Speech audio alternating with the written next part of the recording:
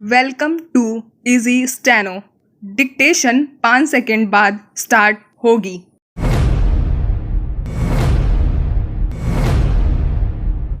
कश्मीर घाटी में लक्षित हिंसा का सिलसिला थमने का नाम नहीं ले रहा। पिछले एक हफ्ते में यह दूसरी घटना है जब आतंकियों ने आम लोगों को निशाना बनाकर हमला किया। ताज़ा घटना सोपिया की है, जिसमें दहशतगर्दों ने सेब के बाग में लोगों पर गोलियां बरसाईं, जिसमें एक कश्मीरी पंडित की मौत हो गई और दूसरा उसका भाई गंभीर रूप से घायल हो गया। इसके पहले गुरुवार को 19 साल के एक गैर कश्मीरी बिहारी मजदूर की गोली मारकर हत्या कर दी गई। इन घटनाओं से एक बार फिर रेखांकित हुआ है कि दहशतगर्द हिंदुओं और गैर कश्मीरियों को भयभीत करके घाटी छोड़ने पर मजबूर करने की कोशिश कर रहे हैं। अब उनकी रणनीति बदल गई है। पहले वे केवल सरकार को चुनौती देने के मकसद से हमले करते थे या फिर घाटी के उन लोगों को निशाना बनाते थे जो उनके खिलाफ जाने का प्रयास करते थे, मगर अब वे सरकार की सुरक्षा व्यवस्था को चुनौती देने के साथ साथ गैर कश्मीरियों को घाटी से बाहर निकालने की रणनीति पर भी काम कर रहे हैं। पिछले एक साल में कई बाहरी मजदूरों को गोली मार दी गई।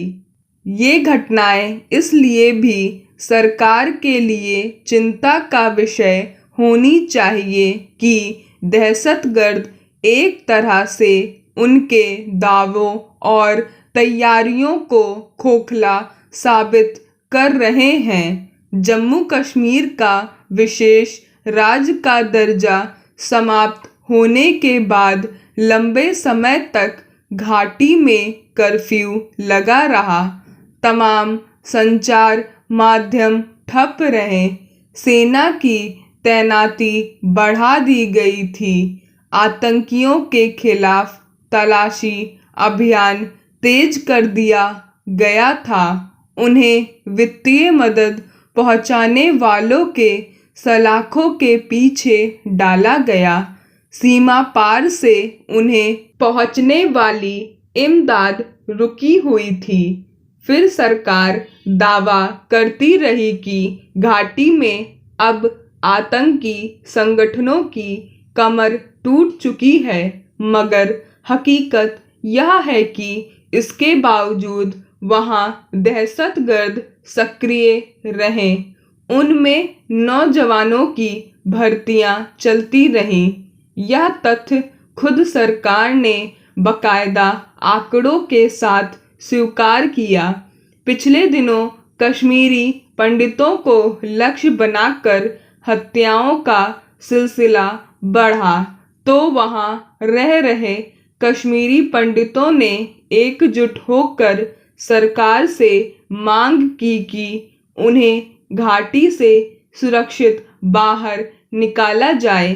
कई परिवार घाटी छोड़कर बाहर भी निकल गए। तब सरकार ने उन्हें आश्वस्त किया कि उनकी सुरक्षा का ध्यान रखा जाएगा। वह आश्वासन महज आश्वासन साबित हुआ।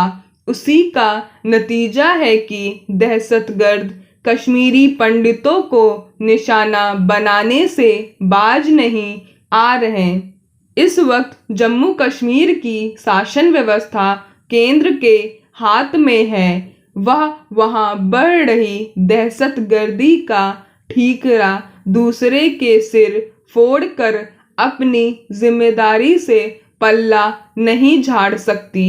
उसे नए सिरे से विचार करने की ज़रूरत है कि क्या वजह है कि तमाम चौकसी और कड़ाई के बावजूद घाटी में आतंकी मंसूबे बढ़ते ही जा रहे हैं।